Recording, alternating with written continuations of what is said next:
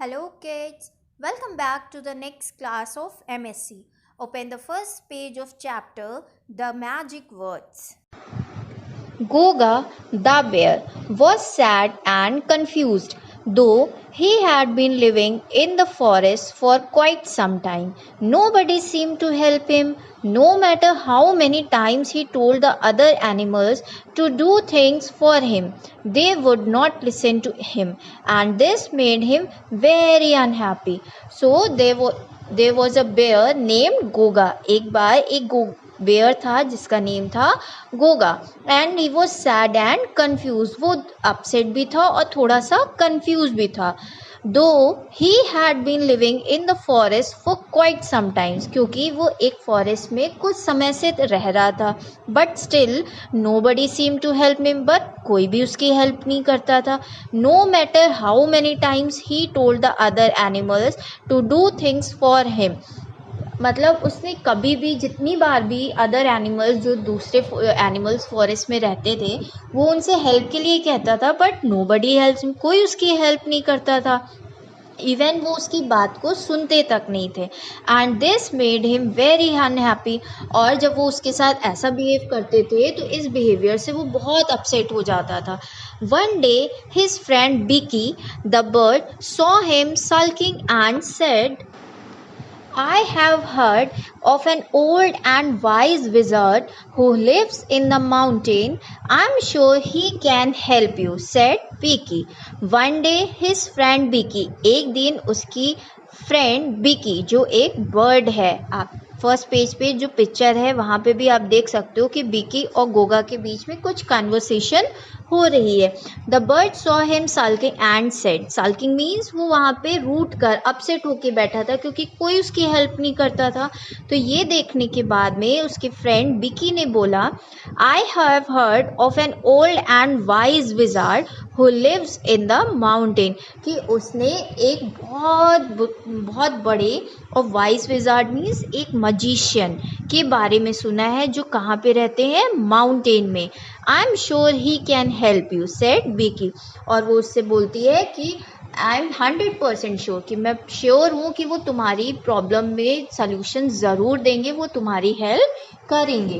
Goga followed Biki up the mountain to a little cave, the home of the old and wise wizard.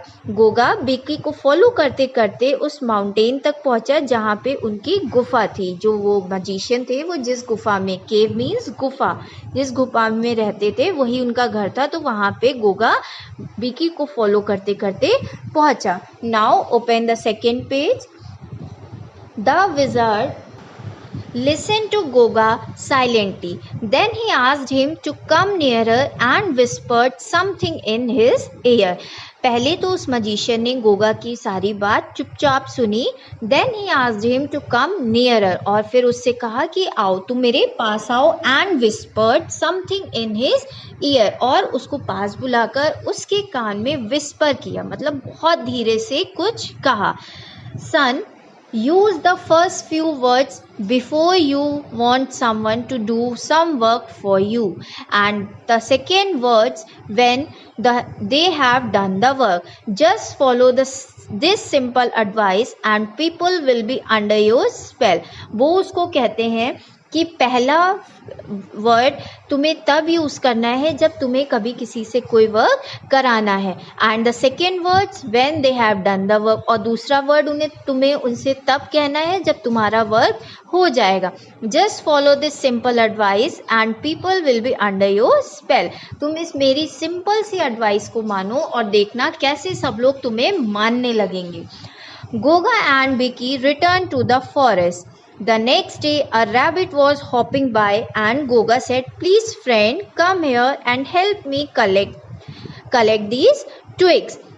और उसके बाद Goga and Biki return to the forest. Goga और Biki forest वापस आ जाते हैं. The next day, अगले दिन, a rabbit was hopping by, एक रैबिट वहाँ पे आता है.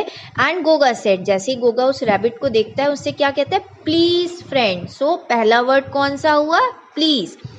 Please friend come here and help me collect these twigs. और उससे प्लीज़ कहकर वो कहता है कि प्लीज़ आप यहाँ पे आ जाओ और इन ट्विग्स को कलेक्ट करने में मेरी हेल्प कर दो। The rabbit had never heard Goga से please before, but the rabbit was shocked, क्योंकि उसने तो कभी पहले गोगा को प्लीज़ कहते सुना ही नहीं था। He was very happy and help Goga pick up the twigs, और बट वो प्लीज़ सुनकर इतना खुश हो जाता है कि वो गोगा की हेल्प करता है उन ट्विग्स को कलेक्ट करने में। Thank you friend for your help said Goga, और जब उसका काम हो जाता है so he said thank you. So what was the second word? Thank you. The rabbit smile and hopped away, और थैंक यू सुनकर रैबिट खुश हो जाता है और वहाँ से चला जाता है। The next day Goga said please and thank you when ever he needed help, और अगले ही दिन से गोगा को जब भी कोई हेल्प चाहिए थी सो वो इन दो वर्ड्स को यूज़ करता था। कौन से दो words? Please and thank you. To his surprise everyone started listening to him and helping him out, और उसके इस बिहेवियर की वजह से सब ने उसकी हेल्प करना स्टार्ट कर दिया था और सब उसकी बात को सुनने भी लगे थे। Goga then realized that the old and wise wizard had taught him the magic words, और उसके बाद जब उसने ये चेंजेस देखे कि प्लीज़ और थैंक यू कहने के बाद में सब उसकी बात मानते हैं, उसकी हेल्प करते हैं, then Goga realized that the old and wise wizard had taught him the magic word, तब वो इस चीज़ को रियलाइज़ करता है कि उस मजिशियन ने, उस विजार्ड ने गोगा को मैजिक वर्ड्स बताए थे, words that had made him a better person and so he was like by all, ऐसे वर्ड्स जिसने गोगा को एक अच्छा पर्सन बनाया और जिसकी वजह से सब लोग उसे लाइक करने लगे।